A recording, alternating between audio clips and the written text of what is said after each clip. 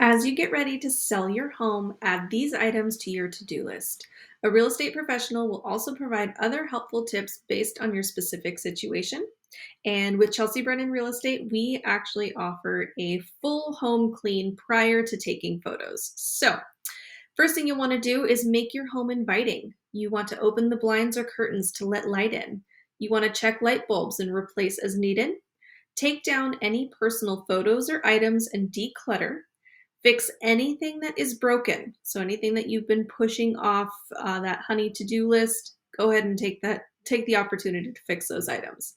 Give every room a clear and useful purpose. Show that your home is cared for. You can do this by cleaning your vents and your baseboards.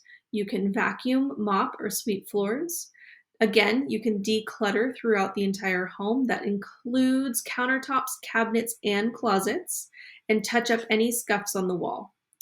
And finally, to boost your curb appeal. Curb appeal is a very big factor in attracting buyers to purchasing your home. So you want to, if needed, power wash any outdoor surfaces, wash your windows both inside and out.